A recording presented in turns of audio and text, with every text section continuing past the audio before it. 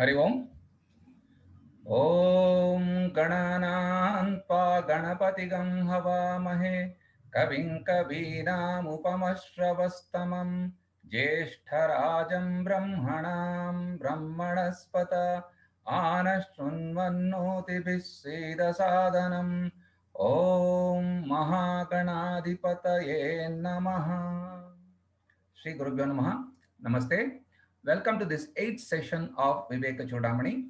Today we are going to study further 6 slokas with our team of teachers led by Dr. Hegde sir. Before that, Dr. Ravi Shankar will give us a quick recap of last class. Over to you, Ravi sir. Shri Gurubhyo Namaha. The last class was a discussion on what is Atma, what is Anatma, what is bondage, and how does it arise. The 37th verse explains that by the mere presence, Atma is able to know what is inside in the form of emotions and knowledge and the outside world. As we can see an ant on the glass as well as the world beyond, Atma can see the closer Anatma body and the distant Anatma Jagat.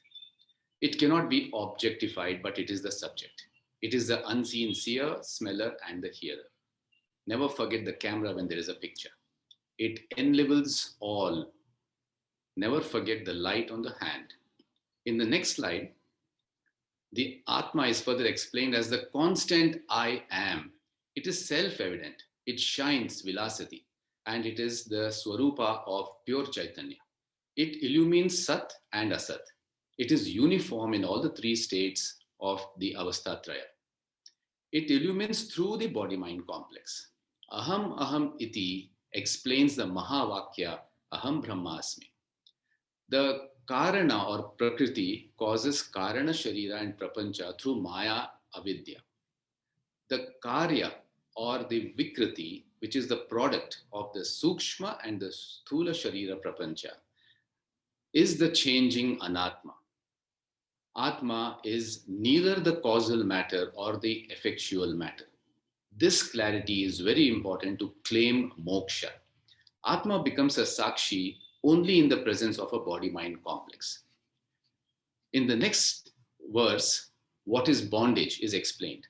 It is essential to understand bondage to know what is moksha. Identification with the body-mind complex is bondage. Body by itself is not bondage. This false I, ahamkara, which is created by the intellect as deha abhimana, is responsible. Samanya deha abhimana is common to both the jnani and the ajnani.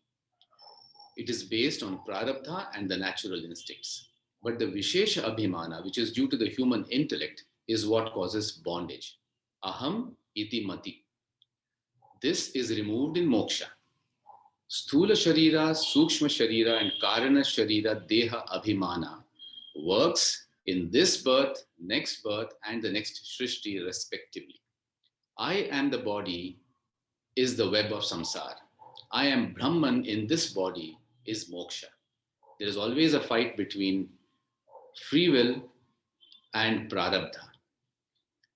Ahamkara causes mamakara, klesha, and insecurity. We should work towards birthlessness.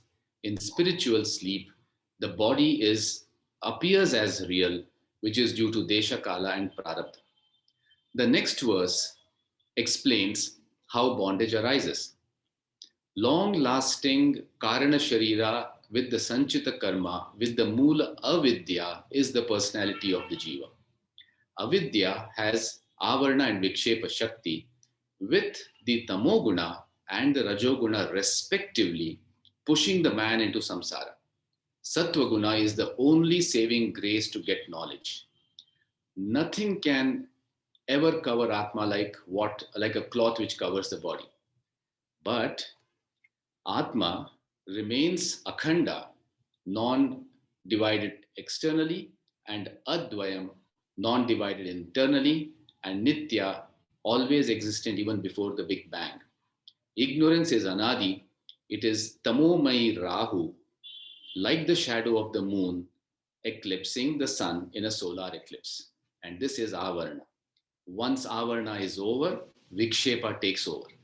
In the next verse, we see Rajoguna empowered vikshepa causes agitation, restlessness, tormenting the human mind. The revealing, shining Swayam Prakasha Atma, which has been explained as Amalatara Tejovati, having been now covered, the Puman or the human is pushed to commit blunders. They identify with the body, has aviveka, delusion, then moha, kama, krodha, and they continue to preserve the body which is growing, graying, and then gone. This is the undefinable discomfort of samsara causing apurnatva. And the remedy is sadhana chatushtaya with jnana yoga. The washerman has his donkey with him. The intelligent have the body with him. Never identify either with the donkey or with the body. The saliva of a thumb-sucking child gives only finite happiness. In the next verse, we see that the conspiring avarna and vikshepa shakti at the micro level, because of the mula avidya of the causal body, converts the objects of the universe, which is the padartha, into a vishaya. And this gives rise to ragadvesha. The Ishvara Shrishti gets converted with bondage to Jiva Shrishti. At the micro level, Vikshepa causes the Jagat to be bound in a jail, but not for a Jnani who is not deluded. Hence, infinite becomes finite, immortal becomes mortal, and Ananda becomes Dukkha, giving rise to Samsara. Hari Om, sir. Thank you, Dr. Ravi Shankar, for a very nice summary of the last class, going into all the details within the available time. Om Sarva Vedanta Siddhanta Gocharam Tamagocharam Govindam Paramanandam Sadgurum Pranatosmyaham. The Viveka Chudamani is a Prakarana Grantha, a basic text giving all the fundamentals of Vedanta in a very systematic manner. The whole of Vedanta or whole of Viveka Chudamani is around these 7 questions which the student asks and which all of us as students of Vedanta should know. What is this Anatma, not me? What is this Atma? How do I distinguish one from the other? What is moksha? What is bondage? How did bondage come about? How does it persist? As you can see from the recap that Dr. Ravi Shankar gave, many of these questions have already been answered, and the rest of the Viveka Chudamani will be on 2 more questions that need to be answered. The question now is, how does it persist? That means whenever there is a problem which has been lasting for a long time, there must be something that is keeping it going. Unless we get into the roots or the genesis to see how this problem seems to perpetuate itself, we are not able to solve this. So this is a very relevant question which will be answered to us by this verse, which will be explained to us by Dr. Anupama Shetty. And I appreciate you taking over this within a 24-hour notice. Over to you, Dr. Anupama. Thank you, sir. Shri Gurubhyo Namaha, verse 43. This is the answer to the 7th question. Bijam samsriti bhumijasya tu tamaha dehatma di ankura ragaha pallavam ambu karmatu vapuhu skandaha asavaha shakhi kaha agrani indriya samhatischa vishayah pushpani dukkham phalam nana karma samudbhavam bahu vidham bhokta atra jivaha khagaha. How does the anadi samsara sustain itself? Katham asya bandhasya pratishta. We know that creation is a cyclical process like that of a tree. The life cycle of a samsari is here compared to that of a tree. We have seen this comparison before in Kathopanishad and the Bhagavad Gita. Here, Shankaracharya gives us 10 comparisons between a tree and samsara. The first, Bijam samsruti bhumija tu tamaha. Bhumi means earth. Jaha means born. Samsruti is samsara and tamaha is self-ignorance.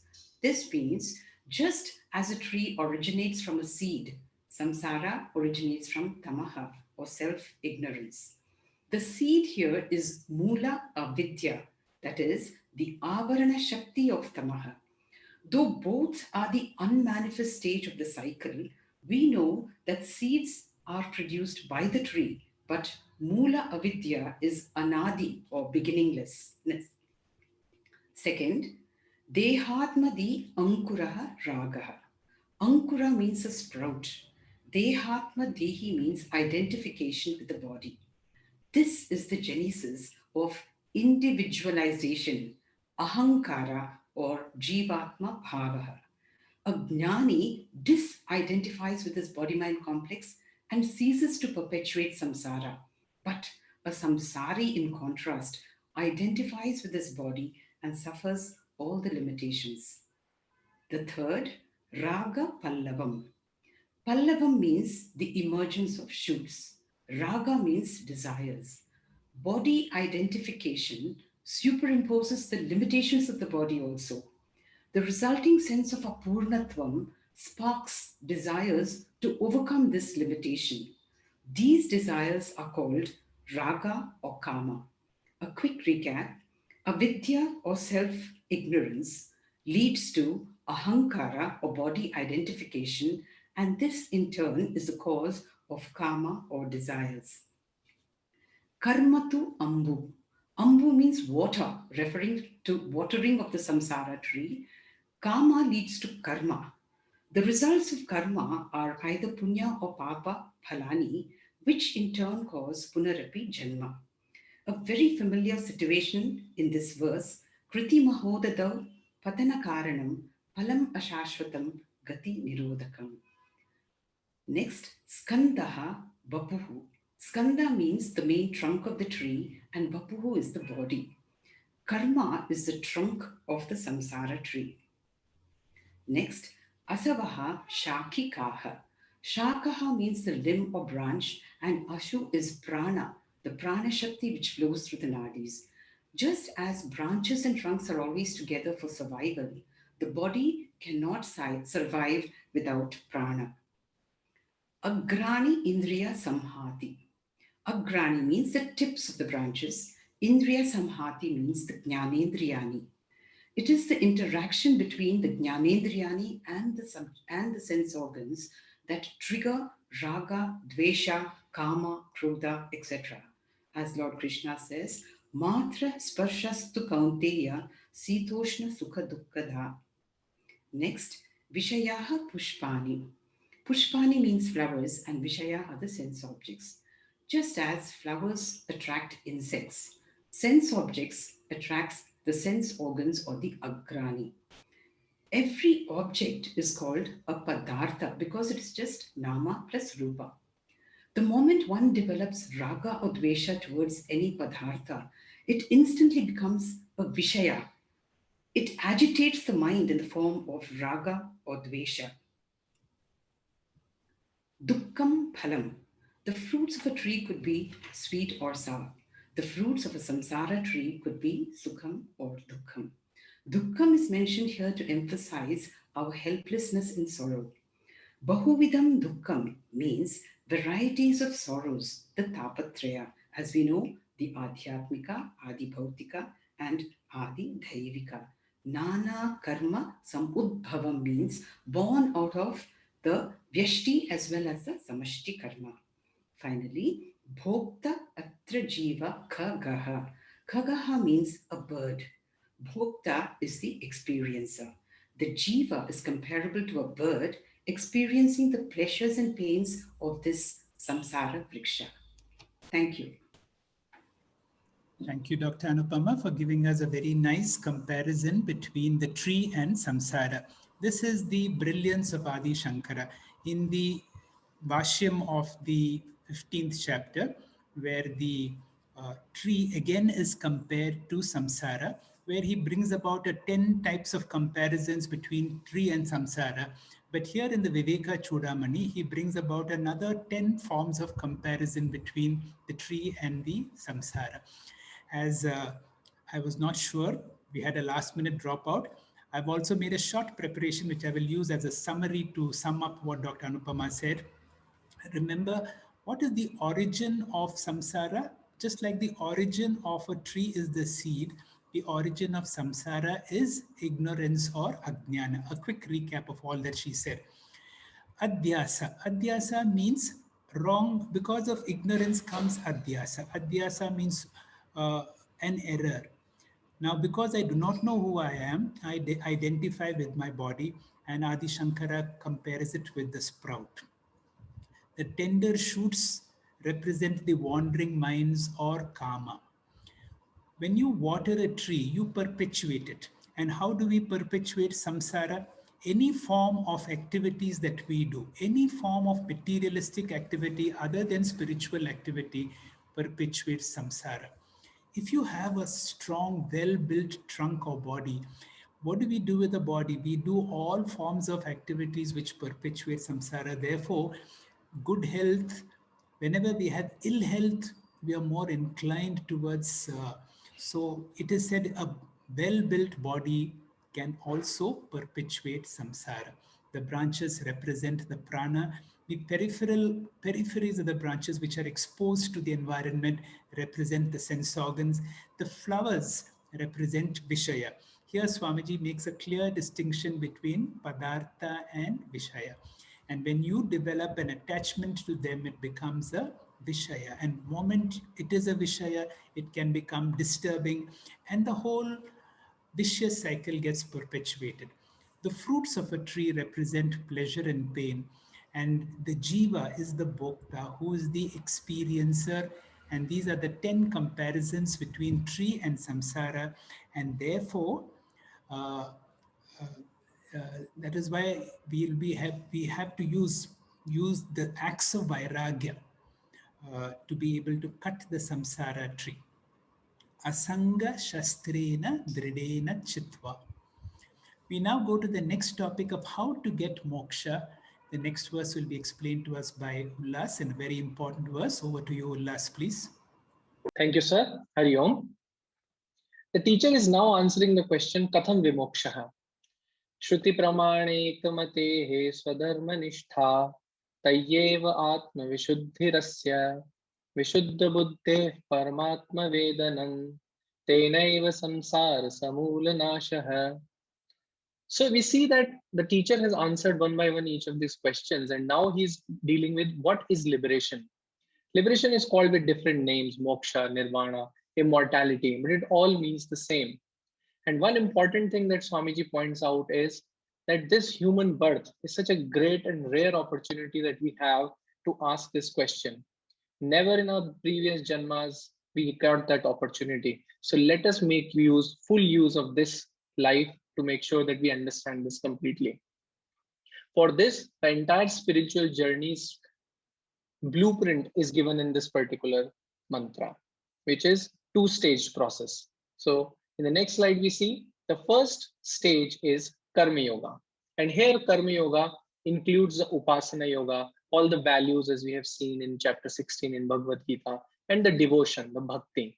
So with that Karma Yoga, we achieve all the qualifications, the fourfold qualifications that one must have to ensure that he can get into the second stage. And also not just the qualification for second stage, but also the emotional strength to deal with this world, this problem that we have of samsara. And then the second stage, the Jnana Yoga stage, which gives the real benefit of liberation, which takes us out of this problem of samsara. So now looking into each word, it says Shruti Pramana Ekamatehe. Once we have this question in our mind that what is this liberation, what would we need to do?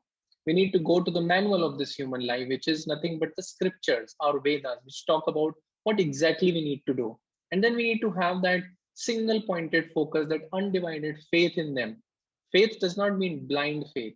It is that maybe I still need to do a little bit more research, inward research, not the outward research, if I have not understood something or it does not make sense to me in the first go. Then Shruti, what it does is it first identifies or first introduces us to Karma Yoga, not directly Jnana Yoga, so that we are prepared, our mind is fertile enough so that the seed of Jnana Yoga is planted. And then what is Karma Yoga is Swadharma Nishtha. Nishtha is commitment to what? Earlier, the Swadharma was what is my duties was based on the Varna system. But in democratic society, Swamiji has changed it to Pancha Mahayajnas. So we need to do those. We need to ensure we do our Upasana Yoga. We have all our value systems corrected.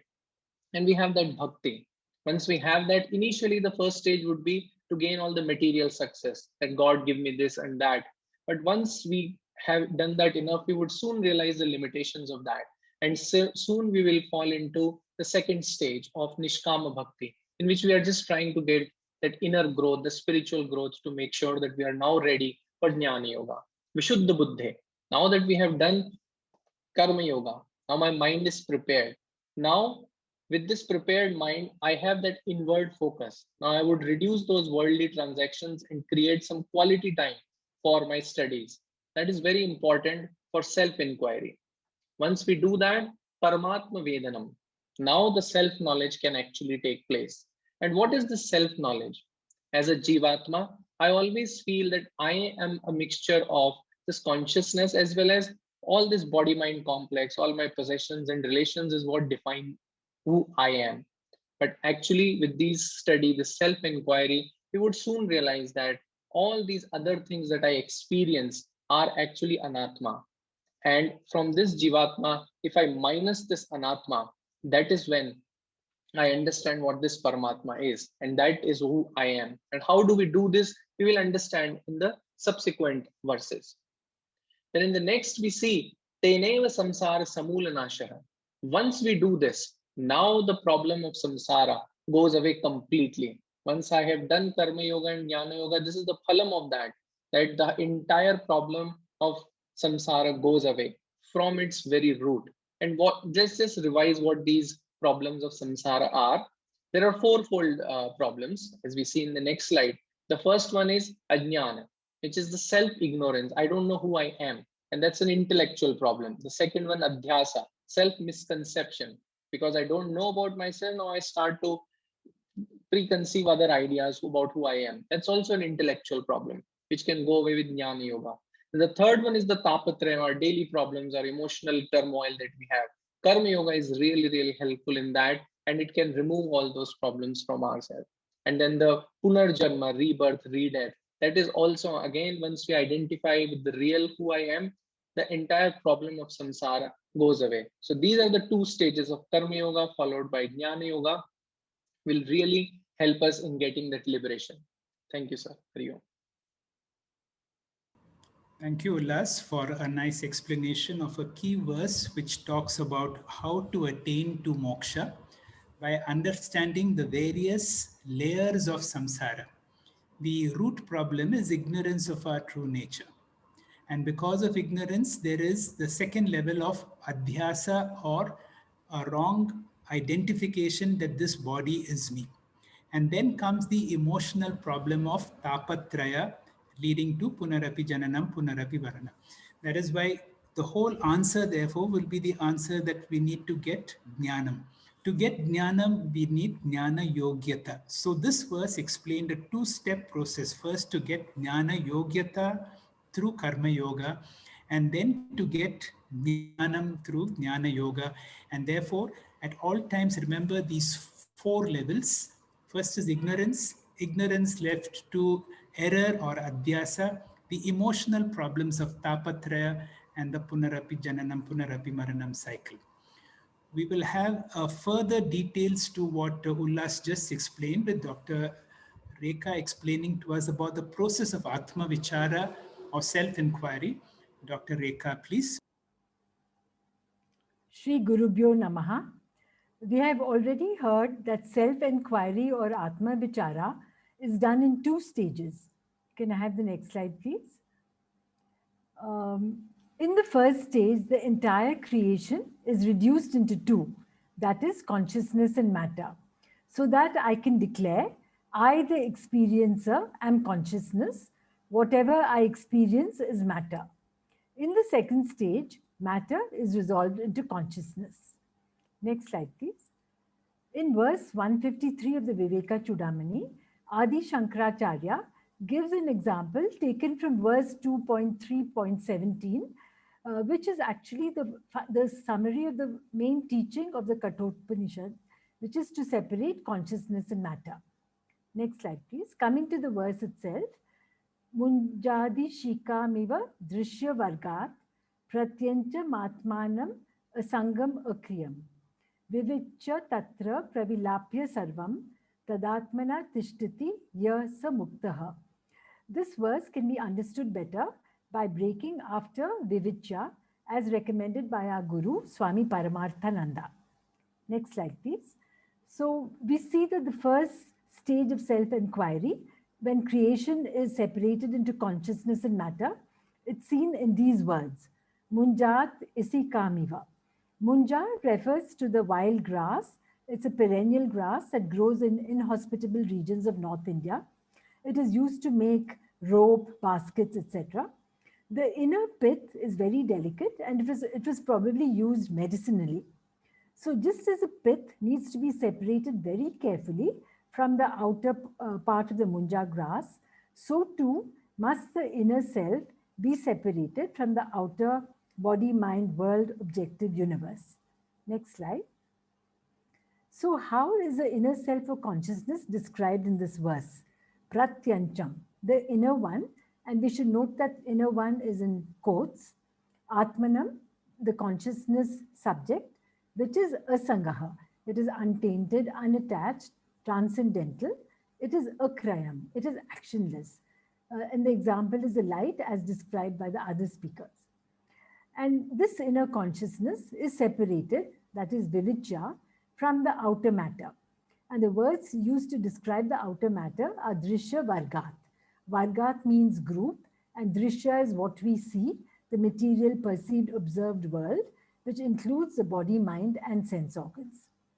In the next slide, we see what Swamiji teaches us, that outer and inner, in quotes, they're used only figuratively because we know consciousness is all-pervading. In general, in Vedanta, what can be negated is called outer and what cannot be negated is called inner. Again, if we do not separate consciousness and matter carefully, we are likely to come to wrong conclusions, which is akin to cutting one's hands on the outer blades of the munja grass. So careful handling is needed in the form of scriptural-based inquiry and logic under the guidance of a competent acharya. In the next slide, we come to the second stage of self-inquiry, which is the resolution of matter in consciousness. And the words used are tatra sarvam pravilapya. Pravilapya means one should resolve. Sarvam is the material observed universe, which is drishya varga. Tatra is, we should resolve it in that inner actionless, taintless consciousness. Atmanam Chaitanyam, which is asanga and akraya. Next slide, please. So now this is very easy to say, but how does one do that? So Swamiji tells us that resolution, pravilapanam, it is an intellectual process, it's not a physical process. Like we resolve pot into clay without destroying the pot, just by knowing that there is no substance called pot, which is just nama rupa. There is only one substance, which is clay. Similarly, there are no ornaments like various kinds of jewelry. There's only gold. There are no different kinds of furniture. There is only wood. So there is nothing other than the observer consciousness, and matter is merely consciousness with a name and form. Next slide, please. So as we go on, continuing with the verse, so after we resolve matter and consciousness, tad, thereafter, tishtati, may you remain atmana as the non-dual consciousness. Now, what is unique about this verse is that we also have the palam, or the benefit, which is given in the verse. And the benefit is saha muktaha. That is, the one who knows is free. And Swamiji tells us we can also say saha eva muktaha. He alone is free. So what should one know? What knowledge should one have to be free? And that is that the knowledge is that I am the pith, I am consciousness. The munja grass is the universe, which is quite separate. I am the central stuff. I am the only substance of the universe. And I am the canvas on which the universe is a painted picture.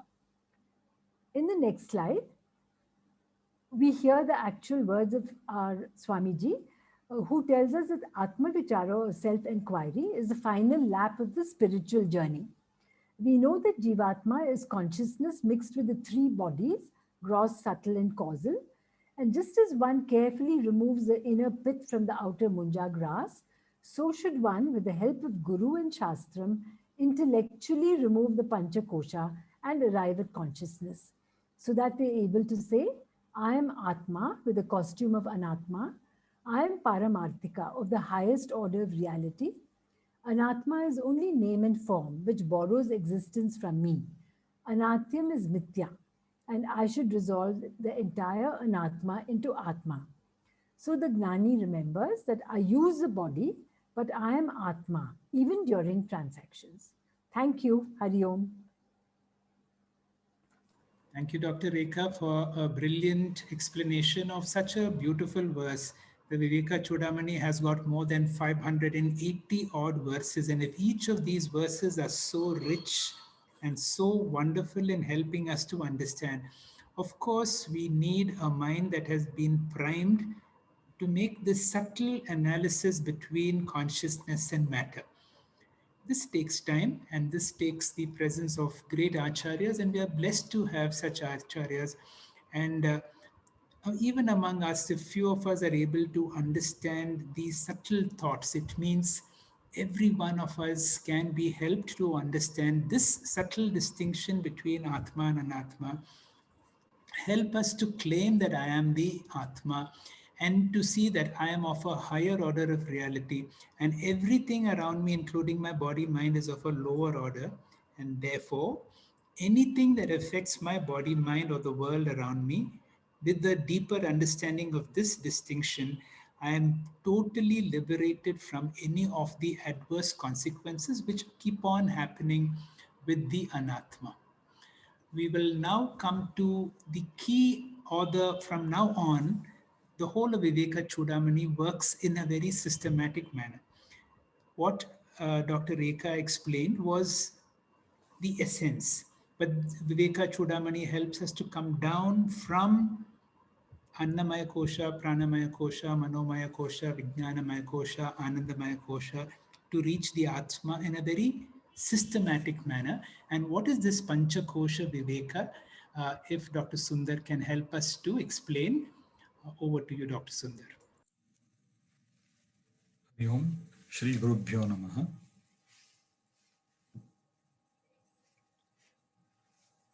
So the student asked 7 questions, as we saw in verse number 25. So the 7th of those questions was Atma, Anatma, Tayor Viveka Katham. In the remaining verses of this work, we see this 7th question being answered. As we see in this next slide, the previous verse, the verse number 45, is like a seed verse which introduces us to this section which answers the 7th question. So the key word in that verse was vivichya, which is I segregate, separate intellectually or through understanding Atma and Anatma. Having done that, Shankaracharya takes us through 2 further steps. In the first step, I negate Anatma as Jagan Mithya.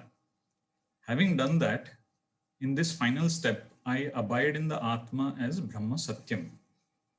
So this process we now see, as we see in the next slide, over the course of 16 verses, Adi Shankaracharya is going to present this process which was given in the previous verse. He is going to elaborate under the subheading Panchakosha Anatma Atma Viveka. As we all know, the 5 Panchakoshas, as we see in this diagram, which are listed here, in the process, or rather a prakriya, a methodology, the grossest Annamaya Kosha, which I would normally mistake as my true self, I negate and say that it is not Atma, and then move on to the next kosha, which is Pranamaya Kosha. which I then again negate as not Atma, and then do this serially for the other koshas, Manomaya kosha, Vijnanamaya kosha, Anandamaya kosha. Having reached there, I see the blankness, which also I negate as not me, not Atma. And then finally reach to Atma as that Sakshi Chaitanyam, which helps me to witness this blankness. This prakriya is normally seen as a journey to within from without, as is the approach in the Taittiriya Upanishad. Normally, what is subtle is seen as the cause and is seen as inside, and what is gross is seen as the effect and is seen as outside. Therefore, this journey from without to within is in reality a journey from gross to the subtlest. As we see in this next slide, Adi Shankaracharya is now through these verses taking one kosha after the other, defining them, and after that is going to negate them. Let us now see this verse. Deho yamanna bhavanonna mayastu koshaha channena jivati vinashyati tadvihinaha tvak charma mamsa rudirasti purisha rashihi nayam swayam bhavitum arhati nitya shuddhaha. In the first line, Adi Shankaracharya is defining this outer kosha, which we always otherwise know as Thula Sharira or gross body or physical body, as Annamaya kosha. It is made out of Annam. The reason for this is from the earth, the plant is born, plant forms food. This food, when consumed in the male body, forms the seed, which is called Shukram. In the female body, forms the egg, which is called Shonitam. In the process of conception, there is combination of Shukram and Shonitam, which gives rise to the body. Therefore, Annam is the Shrishti Karanam. It is also the Sthiti Karanam, because we need food to be able to sustain ourselves. In the second line, he gives us the prakriya, how we can negate this Annamaya kosha as not me, not Atma. He says that this physical body, gross body, is an assemblage of multiple constituents. Tvak, charma, outer skin and inner skin. Mamsa, flesh. Rudira, blood. Asti, bone. Purisha, fecal matter. Rashihi. So this Annamaya kosha is a bundle of all these constituents. In the second half of the second line, the actual prakriya is given. Ayam refers to this Annamaya kosha. Na bhavitum, na swayam bhavitum arhati. This Annamaya kosha doesn't deserve to be, is not fit to be called Swayam. Swayam here represents Atma. This Annamaya kosha is not fit to be called Atma. Why so? Atma Nitya Shuddhaha. Atma being ever pure, which is given by the Shruti Pramanam below in the slide. This is from Isavasya Upanishad. And the Pramanam goes thus. Saparyagata Shukram Akayam Avranam Ashtna Viram Shuddham Apapa Vidham. So these are the features of Atma which are listed in Shruti in Isavasya Upanishad. We can see the word Shuddham, it is ever pure. And in the second line, Shankaracharya shows that the Annamaya kosha is ever impure. Therefore, due to the Shruti Pramanam, Annamaya kosha cannot be Atma. So Swamiji says that we need to meditate on this and make it ascertain for us that Annamaya kosha is not Atma. Thank you, sir. Thank you, Dr. Sundar, for taking the lead in this Panchakosha Viveka.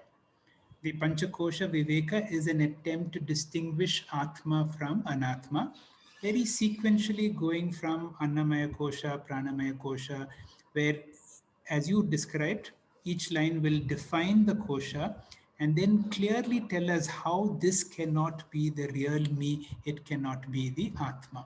We will have one more verse on this theme, which will be explained to us by Meenakshi. Over to you, Meenakshi. Shri Gurubhyo Namaha. As we heard from the earlier speaker, in this section of the Viveka Chudamani, there's a deep reflection on each of the 5 sheaths, Pancha Kosha, of the human personality. Each kosha is exhaustively analyzed, reflected upon, and is negated in an unbiased manner. In this way, Annamaya Kosha, the physical body, is discussed here. The verse proper, Purvam janeraphi mriterapi nayamasti jata kshana kshana guno niyata swabhavaha naiko jadascha ghatavat paridrishyam swatma katham bhavati bhava vikara veta.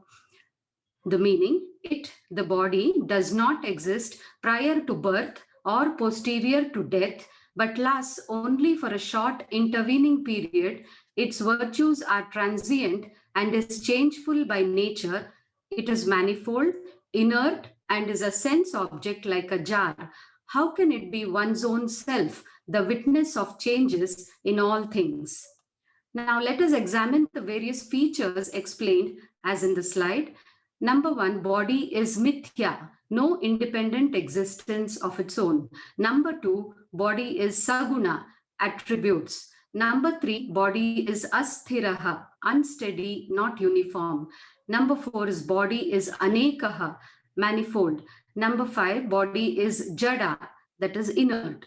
The first line of the shloka shows that the body is unreal. The body came into existence with the birth of the individual. After death, it shall perish and decay. Its existence is only for a short period. That is, it has only a temporary existence, which means existence is not its own intrinsic nature. Rather, it is incidental in its attribute. Whatever is incidental is said to be borrowed. Therefore, we say body has got temporary borrowed existence, and hence it is mithya, dependent existence. For example, a pot, its existence is borrowed from clay, whereas clay has got permanent existence, relatively speaking. In the Bhagavad Gita, Sri Krishna says, Nasato vidyate bhavaha, na bhavo vidyate sataha. The entire world is mithya because it has got only a temporary existence, so considered incidental and borrowed. What is permanent then? That which is intrinsic and unborrowed in nature, that alone is permanent, which is the basic stuff of the creation, and that is called Brahman, the existence itself. This is real and Satyam. Now, the second line of the verse as shown in the slide, the body is said to be Jata Kshanaha. It is reborn every moment. In the sense, old cells are replaced by the new ones. Thus, the nature of the body changes from moment to moment with changing gunas from childhood to adulthood. Therefore, in one life itself, there are many bodies. That is Anekaha, and it is Kshana Gunaha or Sagunaha. That is, it has many attributes. Next line is Anitya Swabhavaha, that is Asthiraha. It is ever unsteady and uncertain too. It can never be predicted with exactitude. This is the reason one can never keep their bodies fit at all times. Ups and downs are part and parcel of one's life. Depends on the prarabdha of every human. The last attribute is Jada, that is inert. Body is inert by nature because it is an object and also material in nature. Food is essential for it to exist. Shastras also proclaim that body by itself is Jada. It is not consciousness. It is achetanaha. Adi Shankara quotes an example here. Ghatavat paridrishyamanaha. Body is very much an object like a pot or jar. When the individuality presiding over the body's activities departs, it perishes. Like a pot or jar, it is an object of perception. It has no knowledge of its own. It is only an instrument for consciousness to function through. Further elaborating, Swami Paramarthanandaji says, body is drishyaha, the object of experience, whereas consciousness is ever the subject. It is ever the seer, never the seen, ever the experiencer, never the experienced, ever the drik, never the drishyam. The next slide depicts the vast differences. Thus, with this description of different features, we can conclude that Atma is just the opposite or different from the human physical body. Next slide, sir. At this point, Adi Shankara questions in the last line, Atma katham bhavati, how can body be the Atma? Bhava vikara vetta, how can the Atma, which is the experiencer of the modifications of the body object, be the body? In this manner, the vast distinction between the unchanging self and the ever-changing body is made very clear in this verse. Thank you, sir. Hari Om. Thank you, Meenakshi, for a very clear explanation. When we have such beautiful verses of the Viveka Chudamani, it is nice that all the speakers are giving so much of efforts and making whatever you can do to make the message as clear as possible, that we identify this body, we see the limitations of this body, and we say this body is only an instrument that we have to handle, and the body cannot be the real Atma. We now move to a similar discussion with the next level called the Pranamaya Kosha, which Sharmila Bhaktaram will do it for us. Over to you, Sharmila. Gurubhyo Namaha. Karmendriyev Panchabiranchitoyam Prano Bhavet Pranamayastu Koshaha. Yen Atmavan Annamayo Nupurnaha Pravartate Sau Sakala Kriyasu. This verse describes the Pranamaya Kosha and its functions. The prana, along with the 5 organs of action, constitutes the Pranamaya Kosha, pervaded by which the Annamaya Kosha performs all its activities as though it were living. The Pranamaya Kosha is also called the energy layer or the air sheath or the physiological system. It is the second kosha after the Annamaya Kosha and is interior to it. The Pranamaya Kosha belongs to the Sukshma Sharira or the subtle body, while the Annamaya Kosha belongs to the Stula Sharira or the gross body. Annamaya Kosha is the only kosha which is solid and has the shape of the living being, whereas the Pranamaya Kosha has no shape and can be compared to a fluid. Annamaya Kosha is like the container and Pranamaya Kosha is like the content which takes the shape of the container. Swami Paramatmanandaji humorously says that if he was a buffalo in his last birth, then his Pranamaya Kosha would have been in the shape of that buffalo.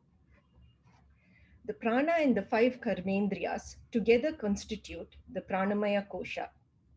Prana gives energy to the karmendriyas or the organs of action. Air inside the body is called prana, and when it is outside, it's called atmospheric air. Prana is the life energy which expresses itself in the various physiological functions of the body. It can be divided into 5 divisions. Prana is inhalation and exhalation, apana excretion, vyana circulation, samana digestion, udana the reverse energy. The second component is the 5 karmendriyas or organs of action. These include the mouth, the hands, the legs, the reproductive system, and the excretory system. These are also called the tools of action. Let us now understand how the Pranamaya Kosha functions. When food is eaten, it produces energy. This energy or prana is used by the karmendriyas or the organs of action or the tools to produce action. Energy plus the tools is called Kriya Shakti or Pranamaya Kosha. Pranamaya Kosha engages itself in all activities. It can be compared to the engine of a car, which moves the car forward. And the Annamaya Kosha can be compared to the body of the car. So why do we mistake the body to be our true selves? Consciousness flows from the Atma to Anandmaya, to Vijnanmaya, to Manomaya, to Pranamaya, and lastly to Annamaya Kosha. The physical body cannot borrow consciousness from the Atma directly. Hence, the Annamaya borrows the consciousness from the Pranamaya Kosha. Annamaya is endowed with existence only because of the Pranamaya Kosha. When Annamaya Kosha is filled with Pranamaya, it becomes alive or sentient, and we mistake it for our true selves. Because of this borrowed consciousness or Chidabhasa, we mistake the body for the Atma. It is like the moon, which borrows light from the sun, but we mistake it for its own light. So what happens when the Pranamaya Kosha leaves the body? When the Pranamaya Kosha leaves the body, the person dies. This happens when the Prarabdha Karma of the person is exhausted. The dead body decays and disintegrates and goes back to the Panchabhutas. And the remaining 4 koshas enter a new body if there is rebirth. Otherwise, the person gets liberated. So we can conclude that as long as the Pranamaya Kosha is in the body, the person is alive. Thank you, sir. Thank you, Sharmila. Another nice coverage of an important verse about what is this Pranamaya Kosha and how it functions, various aspects of Pranamaya Kosha, and so on. We conclude today's class, as usual, with a story for us to reflect on. Most of these stories are very familiar, traditional, age-old Vedanta stories. And the importance of these stories is not that we don't know these stories, but how we are able to understand these stories and apply them in your own life. And it will be good if you can explain this to somebody and to also explain the analysis of these stories. This is a story of a certain lion that attacked a group of sheep. And in the process, it injured itself badly and the lion died. In the process, it gave birth to a cub. And the group of sheep took care of that cub. And as the cub grew up, because it grew along with the sheep, it identified itself with the sheep. It would eat whatever the sheep would eat. It would bleat like them. And one day it so happened another lion observed a certain lion among a group of sheep. It chased all the sheep away, got towards the lion, and had a dialogue with it and says, "What are you doing with the sheep?" But the lion honestly believed that, who was among the sheep, that I am a sheep, and was shuddering with fear. The lion tried to do whatever it could convince to say, "You are not a sheep, you are a lion just like me." And to convince it, it took it to a stream where it could see its face and show that it is not a sheep, but it is a lion itself. And the next was, once you know who you are, to express who you are, it said, "Now you must roar like me, stop bleating like a sheep." Now, whenever a Vedantic Acharya looks at all of us, a person who has identified whose real nature, who is now no longer limited by the limitations of the body, and clearly sees this body is only an instrument through which I function, their keenness now is to bring us out from our sheep-like mentality and take us to that mirror which is the Shastras and help us to exclaim our true nature. How does a person analyze this sheep and lion story? The first is ajnanam, or ignorance of my true nature, because of various circumstances which we cannot explain, because of the power of Maya, which has the ability to do the impossible. The impossible is, although I am Parabrahma Paramatma by reality, the power of Maya is to conceal my true nature, and therefore I do not know. Once I do not know who I am, the Vikshepa Shakti comes into activity. That is called Adhyasa or error. When I do not know who I am, just like that lion cub identified with the sheep and thought it was a sheep. We identify with the body and see that all the limitations of the body are now mine. That is why great teachers like Ramana say, Naham Deham, I am not my body. We need a guru and Shraddha in the guru and in the Shastras to be able to see our true nature and to declare that in this life itself and to live a life of a liberated person. With that, we conclude today's class. I will request Venkatesh Prasad to conclude. Thank you very much. Hari Om. Thank you, sir. Thank you, friends. That marks the end of today's class. We will continue with Panchakosha study with a few more selected verses of Viveka Chudamani next Monday. In between, we are celebrating Mahashivratri. May Shiva bless all of us and induce us to do all good things and auspicious things. Let's meet on Friday, same time for our Upanishad class. Please log in by 6:45 p.m. local time. Om Purnamadah Purnamidam Purnat Purnamudachyate Purnasya Purnamadaya Purnamevavashishyate. Om Shanti Shanti Shanti. Harihi Om.